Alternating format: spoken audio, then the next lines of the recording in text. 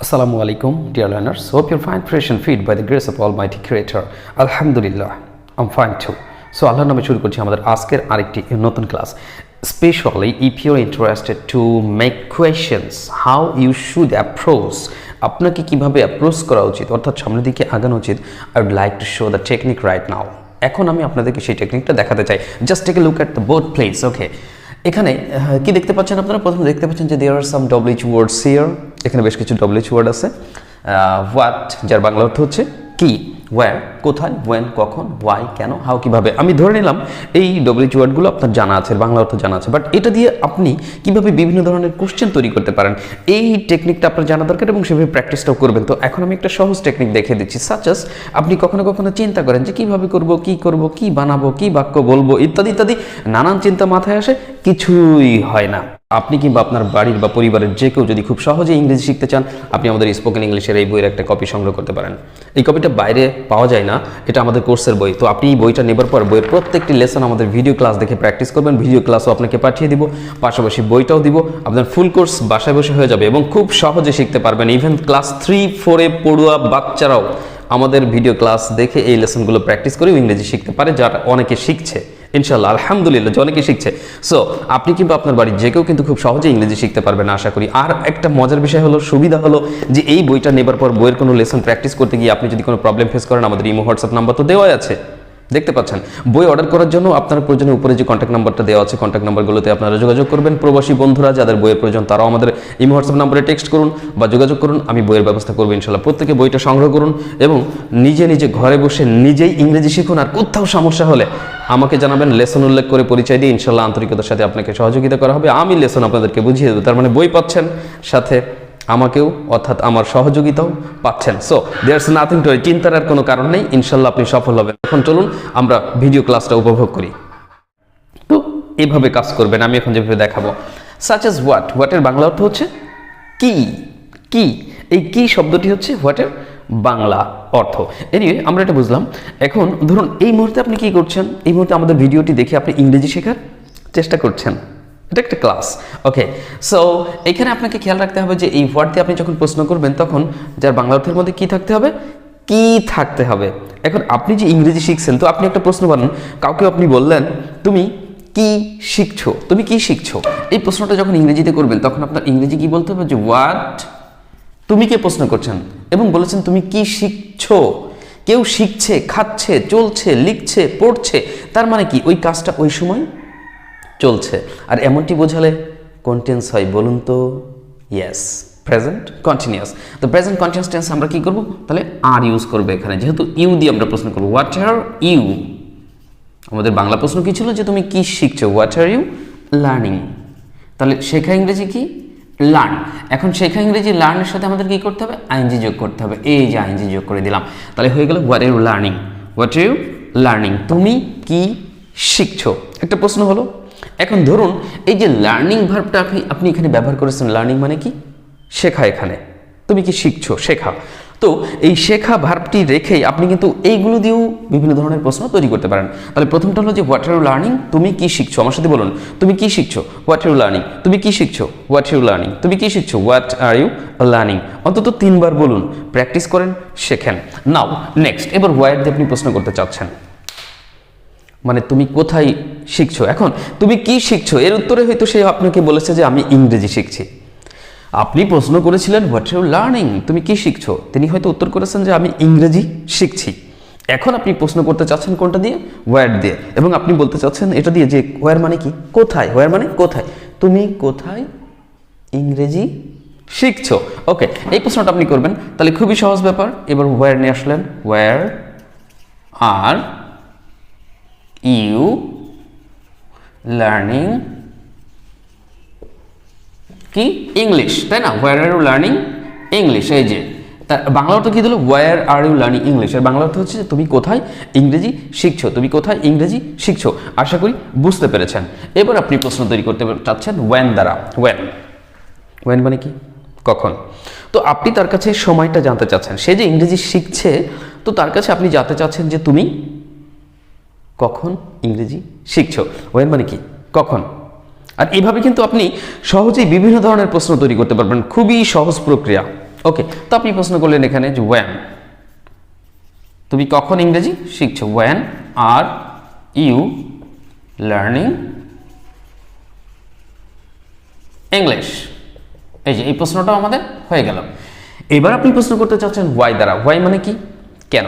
সে যে ইংরেজি শিখছে তার ইংরেজি শেখার পিছনে হয়তো কোনো একটা উদ্দেশ্য রয়েছে, তো আপনি সেটা জানতে চাচ্ছেন যে তুমি কেন ইংরেজি শিখছো।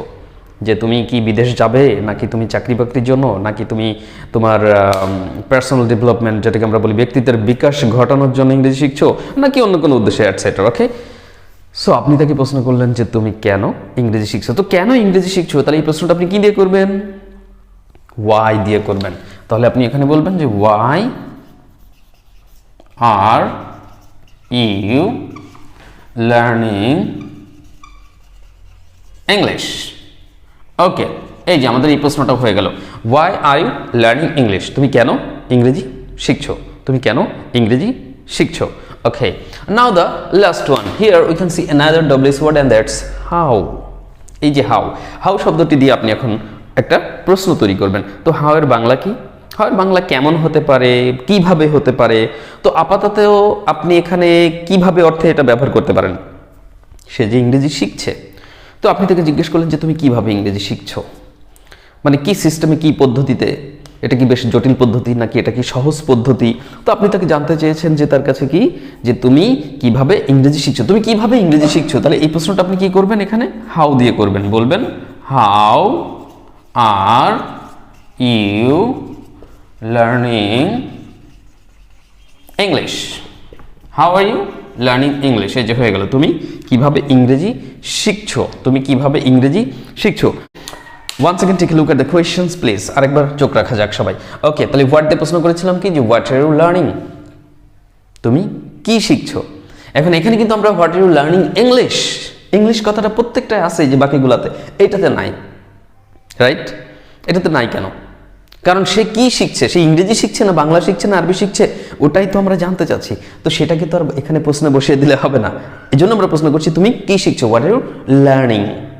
ওকে, আর ইংলিশ কথা সেটাই তো হলো উত্তর, নাকি? বুঝতে পেরেছেন আশা করি। ওকে, তাহলে এবার হোয়ার দিয়ে, where are you learning English, তুমি কোথায় ইংরেজি শিখছো। When are you learning English, তুমি কখন ইংরেজি শিখছো। Why are you learning English, তুমি কেন ইংরেজি শিখছো। How are you learning English, তুমি কিভাবে ইংরেজি শিখছো। তো এখানে একটা কমন জিনিস দেখেন, দেখেন are you learning English, are you learning English, are you learning English, এখানেও আর ইউ লার্নিং ইংলিশ। এখানে সব একরকম রয়েছে না প্রায়? হ্যাঁ, একই রকম রয়েছে।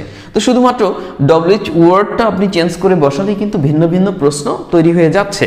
তো এইভাবে আপনি চেষ্টা করবেন যে নতুন একটা প্রশ্ন বানানোর জন্য, আর নতুন একটা প্রশ্ন বানানোর পর আপনি যে ডব্লিউএইচ ওয়ার্ড দিয়ে প্রথমে প্রশ্নটি বানালেন, এবার পরবর্তীতে ওই প্রশ্নটি আপনি কি করবেন, আরও ভিন্ন ভিন্ন যেসব ডব্লিউএইচ ওয়ার্ডস রয়েছে সেগুলো অ্যাপ্লাই করে প্রশ্নটাকে রূপান্তর করার চেষ্টা করবেন ভিন্ন ভিন্নভাবে।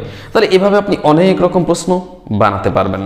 তো এইটা মূলত হচ্ছে যে কোশ্চেন তৈরির একটা টেকনিক। এখন এর জন্য আপনাকে একটা জিনিস কিন্তু খেয়াল রাখতে হবে, যে যখন আপনি প্রশ্ন তৈরি করবেন তখন কিন্তু দেখুন এই যে হোয়াটের পরে কি আছে, are, where are, when are, why are, how are. যেহেতু এগুলা প্রেজেন্ট কন্টিনিউয়াস টেন্স ছিল, আমি শুরুতে বলেছিলাম, এই কারণে এখানে অক্সিলারি ভার্ব হিসেবে আমরা আর শব্দটি ব্যবহার করেছি। এখন কথা হলো যে কি বোঝাতে চাচ্ছি, ডব্লিউএইচ ওয়ার্ডের পরেই কিন্তু আরটা বা যে অক্সিলারি ভার্বটা আসবে সেটাকে বসাতে হবে। অনেক সময় আমরা ভুল করি, what you are learning, why you are learning. বললাম কি বললাম, হোয়াই ইউ আর, তার মানে উল্টে গেল না? হ্যাঁ, উল্টে গেল, যে হোয়াই ইউ আর লার্নিং, কিন্তু আসলে কথাটা হবে হোয়াই, হয় এটা হোয়াই ইউ আর লার্নিং, এখানে হবে why are you learning, why are you learning. যে হোয়ার ইউ আর লার্নিং বললে হবে না, why are you, when you are learning বলে হবে না, হোয়েন আর ইউ। তার মানে আমি বলতে চাচ্ছি যে ডব্লিউএইচ ওয়ার্ডটির পরেই কিন্তু অক্সিলারি ভার্বটি বসাবেন, তা না হলে আপনার বাক্যটা গ্রামারে কি হবে, ভুল হয়ে যাবে। তবে একটা জিনিস খেয়াল রাখবেন, যখন আপনি স্পিকিং করবেন কারোর সাথে তখন কিন্তু গ্রামার নিয়ে চিন্তিত হবেন না। আমাদের বেশিরভাগ লোক, ইভেন আপনি এই মুহূর্তে যে ভিডিওটি দেখছেন আপনিও নিজে নিজে ভাববেন, আপনি যখন ইংরেজি বলতে যান তখন কিন্তু আপনি চিন্তিত হন যে এটা হবে কিনা, ওটা হবে কিনা, এই টেন্স হলো কিনা, এটা বোধহয় ভুল হলো, এটা বোধহয় সঠিক হলো, এরকম নানান বিষয় চিন্তা করতে থাকেন না, চিন্তা করতে থাকেন। আর যে কারণে কিন্তু আপনি সঠিকভাবে ইংরেজি বলতে পারেন না।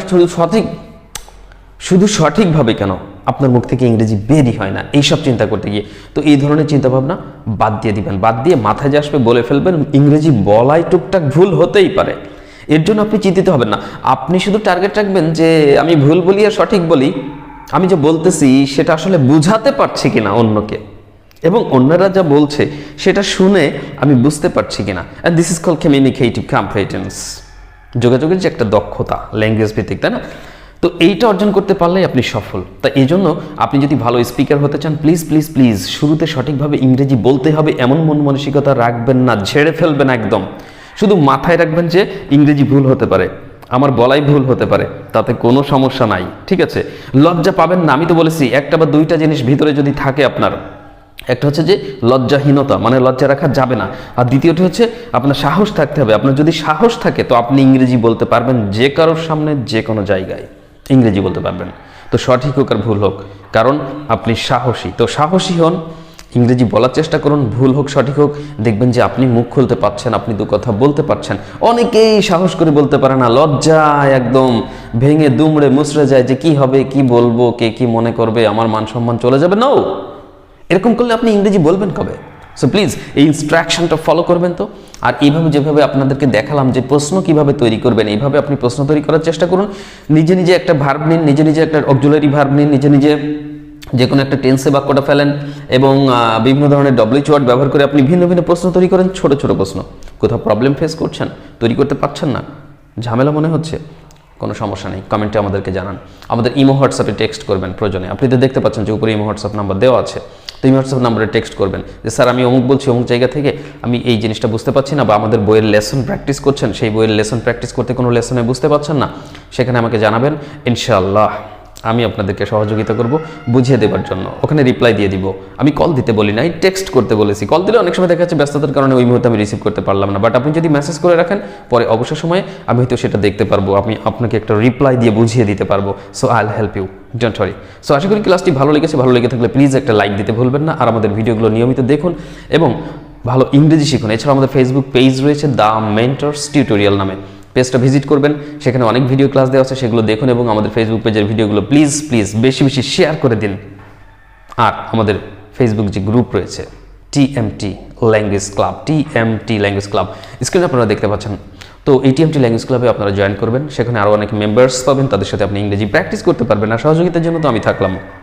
আর ওই যেটা বলছিলাম পরিশেষে, যে যাদের প্রয়োজন অবশ্যই বইয়ের এই কপিটা সংগ্রহ করবেন আমাদের কাছ থেকে, এবং এটি সংগ্রহ করে এইটির লেসনগুলি যদি আপনি সুন্দর করে আমাদের ভিডিও ক্লাস দেখে প্র্যাকটিস করতে পারেন, তা আমার মনে হয় যে অন্তত স্পোকেন ইংলিশ শেখার জন্য আপনাকে আর কোথাও হয়তো দৌড়দৌড়ি করার প্রয়োজন নাও হতে পারে। ইনশাল্লাহ আপনি বাসায় বসে করতে পারবেন, বা বাড়ির যে কেউ ইংরেজি সহজে শিখতে পারবে এটার মাধ্যমে ইনশাল্লাহ। সো দ্রুত বইটা সংগ্রহ করার চেষ্টা করুন। আজকের মতো এখানে বিদায় নিচ্ছি। সবাই ভালো থাকবেন, সুস্থ থাকবেন, ভালো ইংরেজি শিখুন, ভালো ক্যারিয়ার করুন। আল্লাহ তাআলা আপনাদের সবাইকে সফল করুক। আর প্লিজ 5 ওয়াক্ত নামাজ কালাম করতে ভুলবেন না। যারা অন্যান্য ধর্মের আছেন তারা তাদের ধর্মকর্ম অনুযায়ী দায়িত্ব পালন করুন। সৃষ্টিকর্তাকে সবসময় স্মরণ রাখবেন, কারণ তার রহমতেই সব কিছু হয়। নিশ্চয়ই আপনিও বিশ্বাস করেন। সো বিশ্বাস করলে হবে না, কাজটাও করতে হবে, বিশ্বাসের সাথে কাজটাও করতে হবে। সো আল্লাহ তাআলা আমাদের সবাইকে কবুল করুক। আল্লাহ হাফেজ। কথা হবে নতুন করে ভিডিও ক্লাসে। আনটিল দেন, আল্লাহ হাফেজ। আসসালামু আলাইকুম ওয়া রাহমাতুল্লাহ। Have a lovely day.